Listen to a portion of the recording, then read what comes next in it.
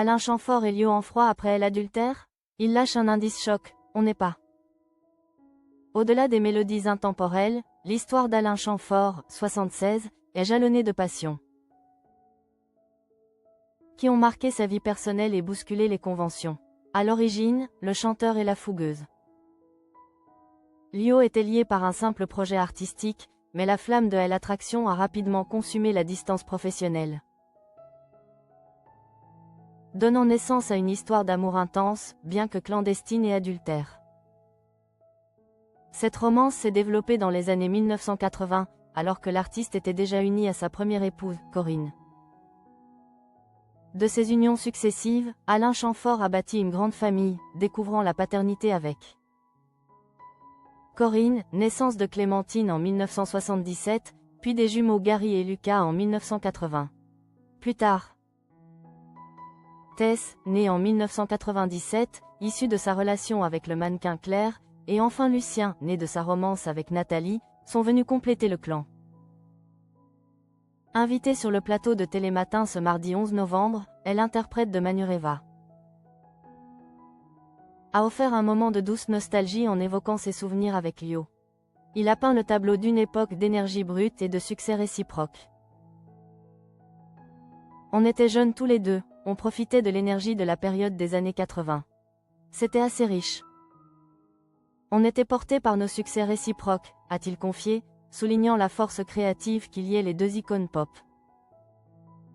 Chamfort a également tenu à rendre un hommage public vibrant à son ancienne compagne, saluant le récent documentaire diffusé sur France 2, consacré à Lio, à son parcours artistique et à son courageux engagement contre les violences faites aux femmes.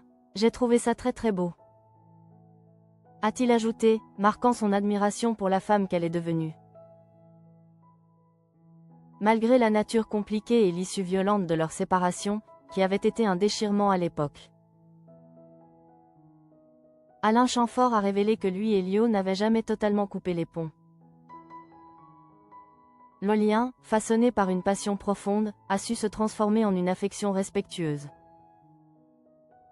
Interrogé sur leur rapport actuel, le chanteur a répondu avec une pudeur marquée, tentant d'apaiser une curiosité qu'il sentait pressante. Ça dépend des périodes.